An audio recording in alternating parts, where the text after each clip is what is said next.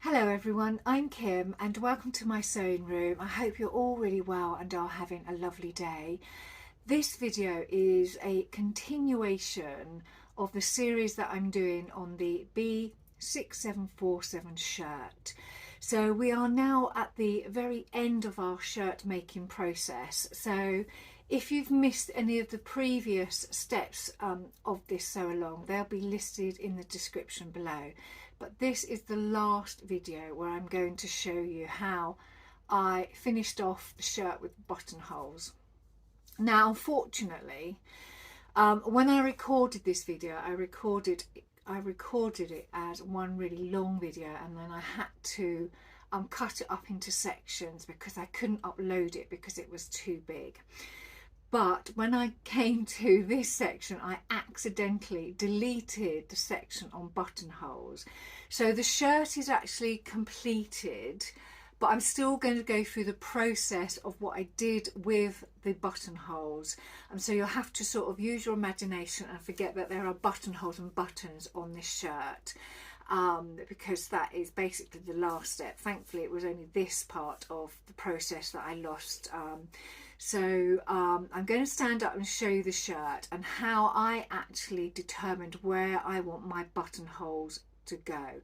So I start off with a primary position for that very first buttonhole, and I like to place it at the point of my bust where I will get most of the stress. So I'm going to stand up and show you what I do. When I come to the buttonhole stage, I put the shirt on and I will generally just place the right side of my shirt across the front of the left side, as it would be when you button it up, and I just make sure it's pretty even, and then I will go and find the position of where I want my first buttonhole to go, and I will want it across this part, which is the fullness of my bust. So I would just put a pin into that section, and really from that point onwards I then decide where all my other buttonholes will go. Right, so I've placed the shirt on the table just as if I was wearing it on my body. So the right side is in front of the left side. So this will be my buttonhole placket and this will be my buttons placket. So ignore that they're there. So with the pin here to signify the stress area of my bust, I then start playing around with where I want the other buttons to be positioned. Now the pattern says I needed 10 buttons, so 2 of those were for the cuff, and that means that 8 need to go down the front. Now I don't always use all of the buttons they recommend, but these buttons were quite small, so I knew that I would probably use all 8 of them. And basically all I do is I play around with the size, so I will try different sizes out. So first of all I tried 2.5 from the main pin, so I put 2, another one there, and another one there. So that's 1, 2, 3, 4 buttons, and I can tell straight away that it's going to be, the buttonholes are going to be way too close. So I then decided that, just had a quick look at 3, and that was actually too big. So I thought, well, it's not 2.5 and it's not 3. I will try 2 3/4. So I literally went from that primary position to 2 3/4 and just placed the pins at that position. And I just really do this just to get an idea of what the shirt will look like once all the buttonholes are in place. So that looks quite nice and even, so that would give me 4 buttonholes to there, and then just carrying on down.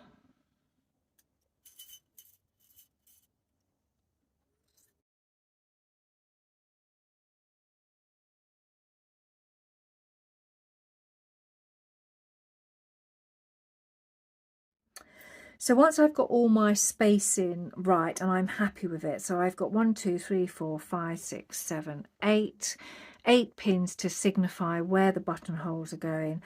I then start to put my buttonholes in.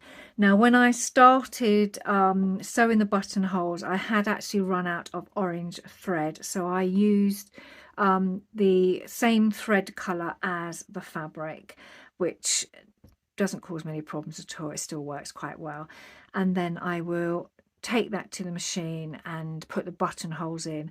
Now each of us have different buttonhole feet for our machine, so just follow your machine's instructions on how to buttonhole, and each and every one of us will do it differently. So then you will finish off with your lovely 8 buttonholes, which I have ended up with. So those are now in place.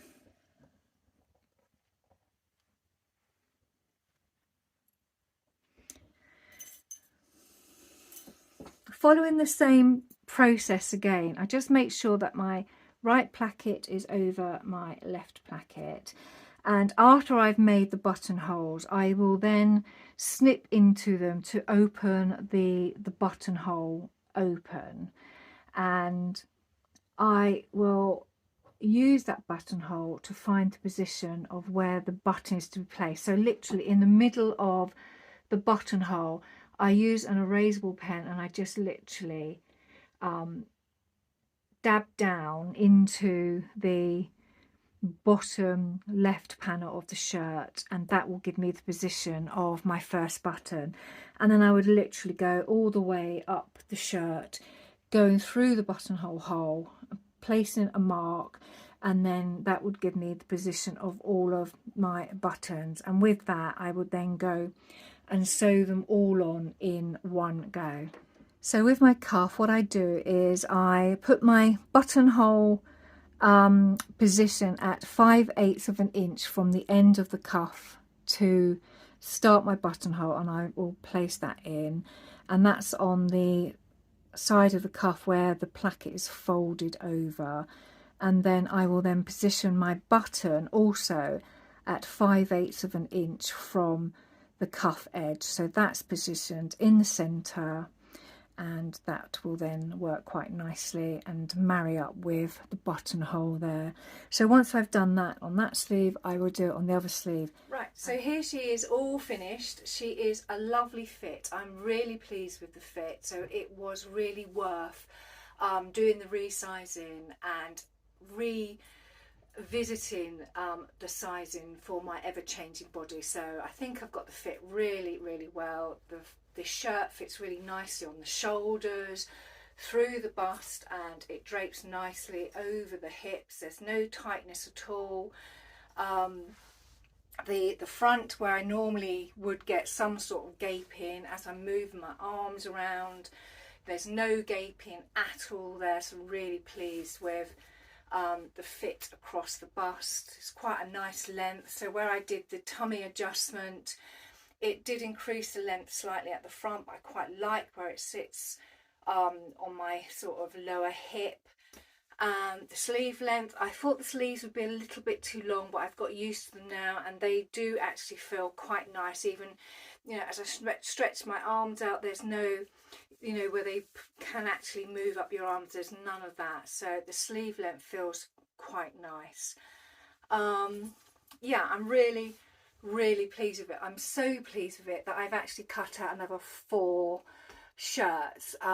So that's also in my mission this year of working my way through my fabric. So I've decided to hoik out some fabric that this pattern works with and then just cut. So you will be seeing those come within the next couple of weeks. So this is a success and I'm really pleased. So the shirt is now finished and I had so much fun sharing it with you, and I know a lot of you have really enjoyed the sew along, and I think I will do more of them going through 2025, just showing you how I do make up my garments. Now, like I said before, I don't always follow the order laid out in the patterns, and I don't always follow the exact same techniques, and a lot of you as beginner sewists, you will learn which techniques work better for your sewing style, so definitely go and experiment and play. Now I used certain things making up this shirt. I used WASHAWAY tape. I have used it for donkey's years in my dressmaking and I absolutely love it, and it is basically a different form of basting. So if you don't want to buy WASHAWAY tape, you can just still stitch baste instead, so you don't need to buy it if you know you're on a budget. So and it's not that expensive. I buy it from Amazon, and I think I buy it in packs of either 4 or 8. I think each roll works out at about £1 each, and they do last quite a long time. Now, after I finish a shirt, I put it in the wash to get rid of all of the chalk marks and also the WASHAWAY tape. So once it's laundered, it's all sort of ready to be pressed and put in the cupboard ready to wear. And I have worn it already, and it goes very nice with quite a few of my other wardrobe garments because I do like orange. So with the orange accents in this shirt, it has gone quite nice with some of my things already in my wardrobe, so I'm quite pleased with that. So I hope you've enjoyed the content of this video and all the other videos in this sew along, and it has inspired you to have a go at making a shirt. So with that said, I will see you all very soon. Take care. Bye.